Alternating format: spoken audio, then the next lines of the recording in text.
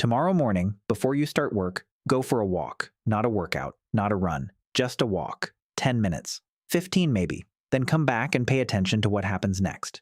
A problem you've been stuck on suddenly feels easier. An idea appears out of nowhere. Your thoughts feel clearer. Your attention feels sharper. Most people don't think twice about this. Of course, exercise is good for you. Everybody knows that. But here's what's strange. Nobody really asks why. Why should moving your legs affect your thoughts? Why should a walk change what happens inside your skull? Those seem like completely different systems. One is your body. The other is your brain. Case closed, except it isn't. Because over the last few decades, scientists have discovered something that shouldn't make sense. Exercise doesn't just affect the body, it affects memory, learning, attention, decision-making. In some cases, it can even change the structure of the brain itself. And the deeper researchers looked, the stranger the story became. Because the answer wasn't hiding in modern gyms, or running shoes, or fitness culture.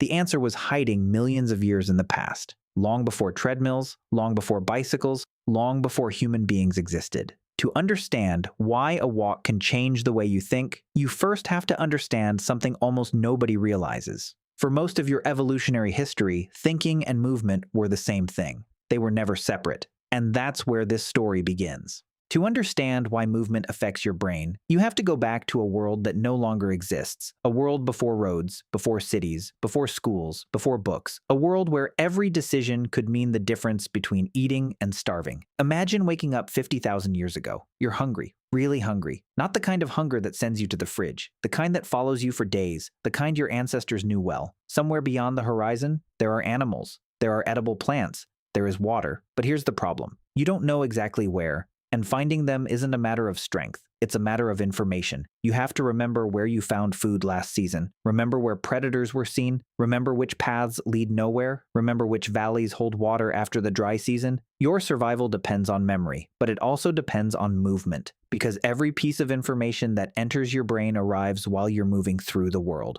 Walking, tracking, exploring, searching. For millions of years, this was the human condition, and not just for humans. Long before our species existed, movement was already shaping the evolution of intelligence. Scientists studying animal behavior noticed something strange. The animals that travel the most often have the most sophisticated navigation systems. Birds that migrate thousands of miles. Food-caching animals that remember hundreds of hiding places. Mammals that roam enormous territories. Again and again, researchers found the same pattern. The more an animal needs to navigate, the more brain power it dedicates to navigation.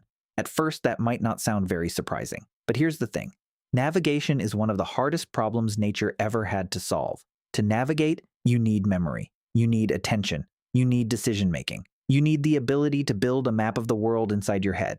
In other words, many of the abilities we associate with intelligence may have started as navigation tools. And that idea gained enormous support in 1971.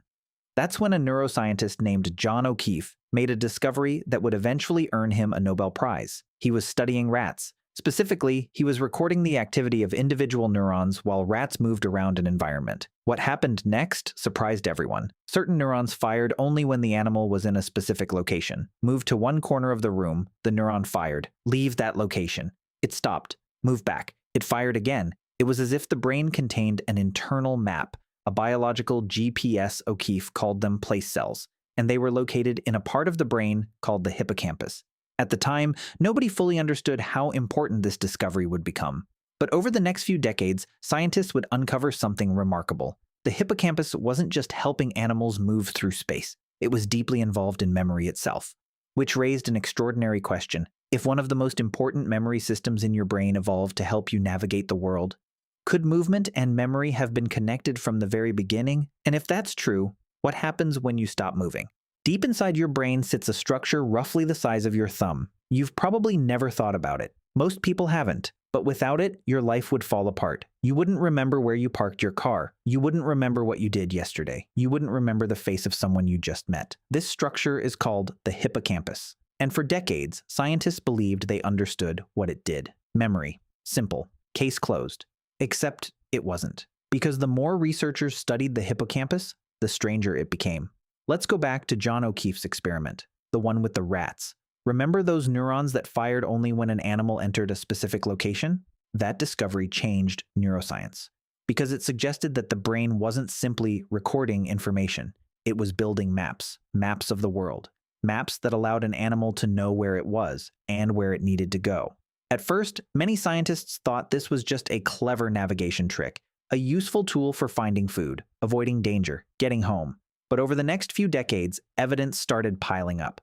The hippocampus wasn't just helping animals move through space, it was helping them organize experience itself. Think about your own memories. When you remember your childhood home, you're not remembering a list of facts. You're remembering a place, a location, a physical environment. When you think about your last vacation, you remember where things happened. You remember routes, landmarks, rooms, directions. Memory and space are deeply connected, far more connected than scientists once realized. And in 2014, the importance of this discovery became impossible to ignore. That's when John O'Keefe, along with researchers Maybrit Moser and Edvard Moser, received the Nobel Prize in Physiology or Medicine. Their work revealed that the brain contains an internal positioning system, a biological GPS, one that allows you to navigate the world around you. But here's what's fascinating. If one of the most important memory systems in your brain evolved to help you navigate physical space, then movement isn't just something the brain observes. Movement may be one of the reasons the system exists at all. And that idea led scientists to a remarkable prediction. If movement helped build these systems over millions of years, then modern movement should still affect them today. In other words, exercise shouldn't just strengthen muscles. It should influence the brain itself. Researchers began testing that idea. What they found surprised everyone. People who exercised regularly often performed better on tests of memory, better on tests of attention, better on tests of learning. Again and again, the same pattern appeared. But researchers still didn't know why. Maybe it was better blood flow. Maybe it was oxygen. Maybe it was something else entirely. Then scientists discovered a clue, a tiny molecule moving through the brain. And it would completely change the way researchers think about exercise, because the next breakthrough wasn't about where neurons were firing, it was about how the brain was rebuilding itself. The clue turned out to be a molecule with a name so complicated that most scientists just use its initials, BDNF, brain-derived neurotrophic factor, not exactly a catchy name, but what it does is remarkable. Scientists sometimes describe it as fertilizer for the brain, not because it literally grows neurons like plants, but because it helps them survive, strengthen connections, adapt, learn. Every time you learn a new skill, form a memory, or adapt to new information, physical changes are happening inside your brain. Neurons are building and strengthening connections. Networks are reorganizing themselves. Your brain is constantly remodeling itself, and researchers kept finding the same thing. Exercise increased BDNF. Again and again, study after study, people would move, and shortly afterward, levels of this brain-supporting molecule would rise.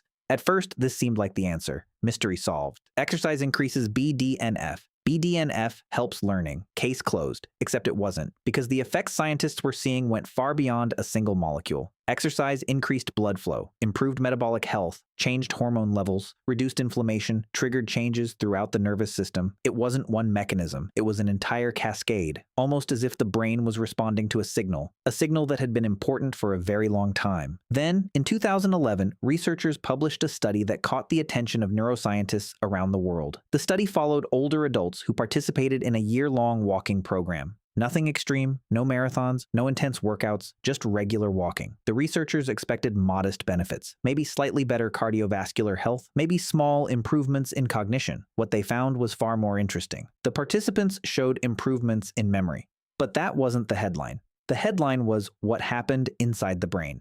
The hippocampus, the structure involved in memory and navigation, actually increased in volume. Think about that for a second. For years, scientists believed age-related shrinkage in certain brain regions was largely unavoidable. Now, they were seeing evidence that something as simple as walking could partially reverse that trend. The results surprised researchers, and it raised a fascinating question. Why would a memory system respond so strongly to movement? Why this system? Why not another part of the brain? The answer may lie in the story we've been building from the beginning. For millions of years, movement wasn't optional. Movement was survival. Every memory your ancestors formed was connected to a place, a route, a landscape, a destination. The hippocampus evolved in a world where learning and movement happened together, not separately. And that brings us to a possibility that completely changes how we think about exercise. Maybe exercise isn't giving your brain something extra. Maybe it's giving your brain something normal. Because if the brain evolved in a moving body, what happens when that body stops moving? What happens when the system spends hours sitting still? Days sitting still, years sitting still. What if that's the unusual condition, not movement, stillness? Modern humans ask a very strange question. Why does exercise improve the brain? But after everything we've just seen, that may be the wrong question entirely. For millions of years, movement wasn't a lifestyle choice. It wasn't a hobby. It wasn't something you scheduled between meetings. Movement was life. Every meal required movement. Every relationship required movement. Every lesson required movement. Every important decision happened while moving through the world. Your ancestors didn't learn about their environment from books. They learned by walking through it. They didn't memorize maps. They became the map. Every path they traveled, every river they crossed, every danger they avoided, every source of food they discovered. All of it became part of a living network inside the brain.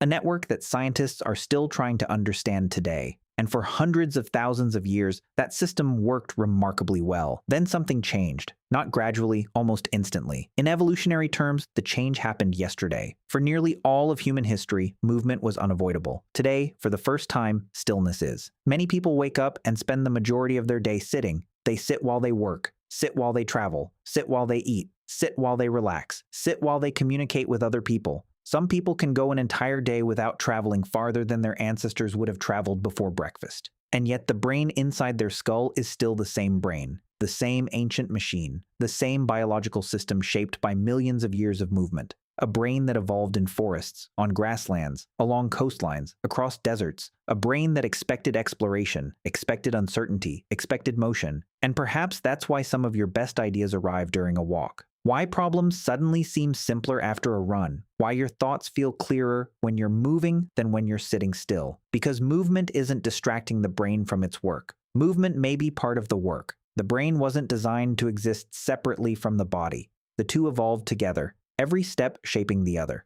For millions of years, intelligence wasn't something that happened in a chair. It happened on a journey. And maybe that's the real reason exercise makes you smarter. Not because exercise is a special upgrade, not because it unlocks hidden abilities, but because every time you move, you're activating systems that have been guiding humans for longer than our species has existed. Systems that once helped your ancestors find food, avoid danger, navigate the world, and survive long enough to pass those systems on to you. The modern world has changed almost everything about the way we live, but it hasn't changed the brain.